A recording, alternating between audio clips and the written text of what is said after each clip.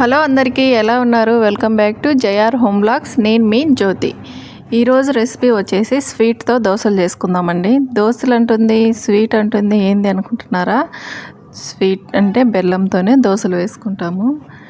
బెల్లంతో ఎందుకంటే పిల్లలు సరిగా తినరు. బెల్లము తింటే పిల్లలకి చాలా హెల్త్కి మంచిదండి. ఐరన్ ఉంటుంది, పుష్టిగా ఉంటారు, శక్తి ఎక్కువగా ఉంటుంది. కాబట్టి బెల్లంతోనే ఈరోజు రెసిపీ అనమాట. ఒక కప్ బెల్లం తీసుకున్నాము. అలాగే 1.5 గ్లాసు వాటర్ వేసి బాగా మిక్స్ చేసుకోవాలి. మిక్స్ చేయడం వల్ల ఏమవుతుందంటే భిన్న కరుగుతుంది. లేదు మాకు తొందరగా కరగాల అని అనుకుంటే గ్యాస్ పైన ఒక 3-4 మినిట్స్ పెట్టామంటే భిన్న కరిగిపోతుందండి. చూసారు కదా, ఇలా కరిగించుకొని వాటర్ అనేది పక్కన పెట్టుకోవాలి. ఒక బౌల్ తీసుకొని ఆ బౌల్లోకి 2 కప్పులు వచ్చేసి గోధుమ పిండి తీసుకోవాలి. నేను బెల్లం ఏదంతా అయితే తీసుకున్నానో అదే కప్పుతోనే బెల్లం తీసుకున్నాను. అదే కప్పుతోనే గోధుమ పిండి తీసుకున్నాను. ఇందులోకి కొద్దిగా సోడా, అంటే వంట సోడా, కొంచెం ఒక చిటికెడు వచ్చేసి సాల్ట్ వేయడం వల్ల ఏంటంటే స్వీట్కి కొంచెము మంచి ఫ్లేవర్ అనేది వస్తుంది. అలాగే ఇలాచి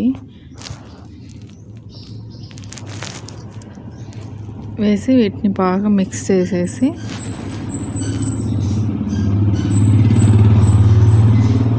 ఇప్పుడు తీసుకున్న బెల్లం వాటర్ ఉంది కదా, అది కొద్దిగా వేసుకుంటూ దోశల పిండిలాగా కలుపుకోవాలి. వాటర్ వేసుకొని దోశ పిండిలాగా పలచగా కలుపుకోవాలండి. కొద్దిగా వాటర్ వేసుకుంటూ కలుపుకోవడం వల్ల వంటలు అనేది కట్టకుండా నీట్గా దోశ పిండిలాగా వస్తుంది.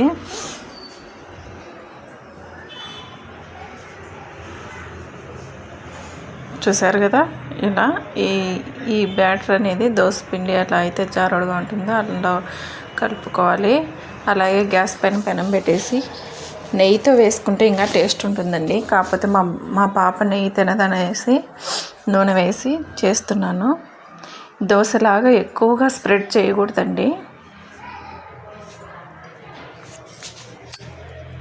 కొద్దిగా లైట్గా మందంగానే వేసుకోవాలి. పల్చగా వేసుకుంటే ఏమవుతుందంటే ఇవి తినేదానికి అంతగా టేస్ట్ ఉండవండి. నూనె వేసుకొని లైట్గా కొద్దిసేపటికి పైనుండే పిండి అంతా బాగా దోశలాగా కాలుతుంది. ఇప్పుడు అంచులు మాత్రమే చిన్నగా తీసుకుంటూ ఇలా టర్న్ చేసేయాలి. చూసారు కదా ఎంత ఎర్రగా కాలిందో.